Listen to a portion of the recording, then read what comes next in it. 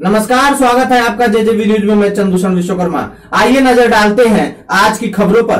थाने महानगर पालिका की जमीन पर पिछले 42 साल से थाने महानगर पालिका का कोई नाम नहीं होने का मामला थाने के विरोधी पक्ष नेता अशरफ सानू पठान ने उजागर किया है।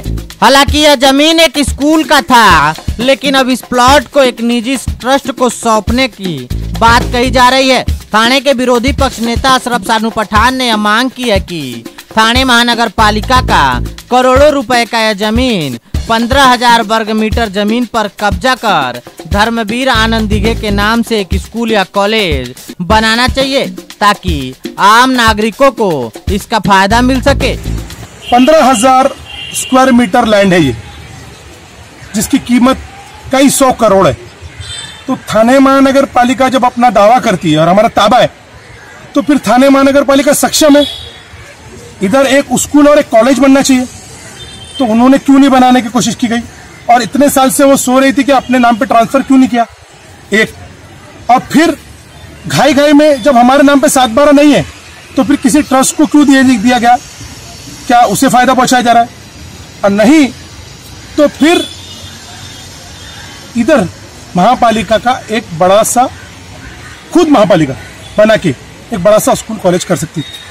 15,000 स्क्वायर मीटर की प्लॉट को किसी ट्रस्ट को दे देना, ये थाने महानगर पालिका के लिए शोभा नहीं देता। थाने महानगर पालिका सक्षम है, सक्षम।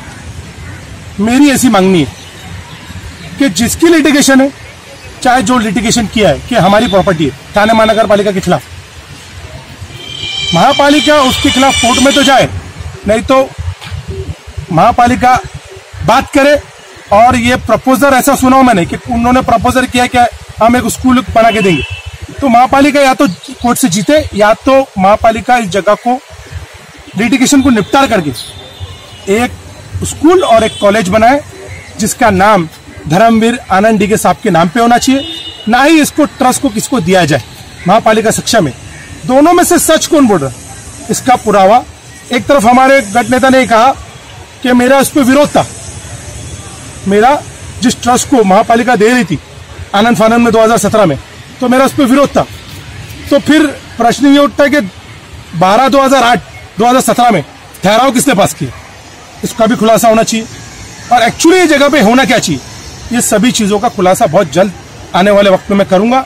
यहाँ पे प्रभाग समिति के सभी अधिकारी और बहुत से अधिकारी नहीं आए, मेरे पास कुछ पुरावे, लेकिन उसकी तहकीकात मैं करने के बाद बहुत जल्द इस पे बड़ा खुलासा करने वाला हूँ। मैं आज इस दौरे के जरिए माननीय पालक मंत्री एकनाथ शिंदे जी, डॉक्टर गृह मंत्री डॉक्टर जितेंद्र आवाड जी और महापौर नरेश मस्की जी से ये विनती करूंगा कि कई 100 करोड़ की प्रॉपर्टी है, इसको किसी ट्रस्ट को ना देते हुए महापालिका सक्षम है। धर्मवीर आनंद दिघे साहब के नाम से एक स्कूल और एक कॉलेज बनाए, क्योंकि महापालिका सक्षम है।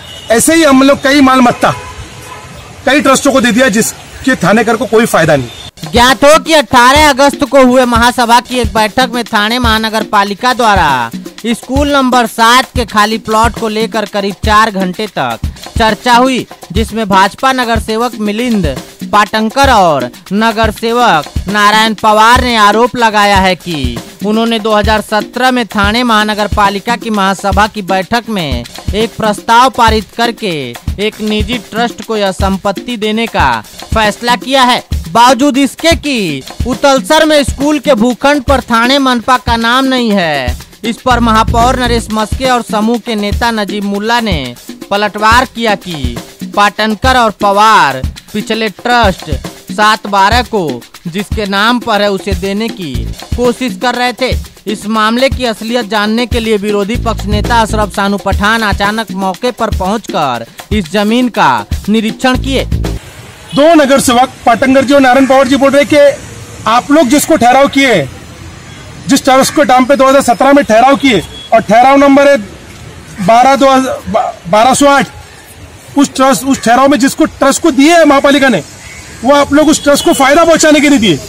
और हमारे गठ नेता महापौर नारायण पवार जी को और पाटंकर जी को बोल रहे कि तुम जिस ट्रस्ट की फेवर से बोल रहे, जिसकी लिटिगेशन है, जिसके नाम पे 7/12 है, उसको आप फायदा पहुंचा रहे। तो दोनों में से कौन से ट्रस्ट को फायदा पहुंच रहा है, इसका बहुत जल्द खुलासा होने वाला है।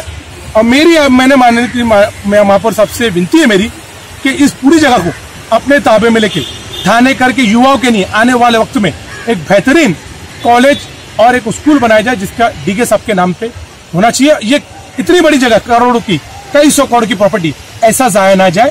या तो लिटिगेशन वालों से बात किया जाए, या तो कोर्ट के जरिए इससे जीता जाए, या तो कुछ समझौता करा जाए। एक ट्रस्ट से दूसरे ट्रस्ट को देना कितना फायदा है, इसका खुलासा आने वाले वक्त में बहुत जल्द किया जाएगा। नमस्कार, मी मंगेश देसाई। ठाणे महानगरपालिकेच्या वतीने मी तुम्हाला आवाहन करतो, कोरोनापासून स्वतःचा बचाव कसा करावा।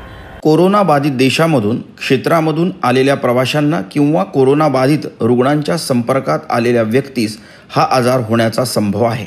त्याचप्रमाणे कोरोना बाधित व्यक्तींशी संपर्क टाळावा आणि मास्कचा अनावश्यक वापर करू नये। कोरोना आजार निदान व उपचारासाठी कस्तुरबा हॉस्पिटल मुंबई येथे विलगीकरण कक्ष आयसोलेटेड वॉर्ड स्थापन करण्यात आला आहे। कोरोना आजारासंबंधित उपरोक्त नमूद लक्षणे आढळल्यास तात्काळ महापालिका शासकीय रुग्णालयाशी संपर्क साधावा। अधिक माहितीसाठी जवळच्या आरोग्य केंद्राशी संपर्क साधा। राज्यस्तरीय नियंत्रण कक्ष क्रमांक 020 2612 7394। राष्ट्रीय कॉल सेंटर क्रमांक +91 11 2397 8046। जिल्हाधिकारी नियंत्रण कक्ष क्रमांक +91 22 2530 1740। ठाणे महानगरपालिका टोल फ्री क्रमांक 18002 22108। टोल फ्री क्रमांक 104। सगळ्यात महत्त्वाचं, अफवांवर विश्वास ठेवू नका आणि अफवाही पसरवू नका। सरकारी परिपत्रकावरच विश्वास ठेवा आणि कोरोनापासून स्वतःचा बचाव करा।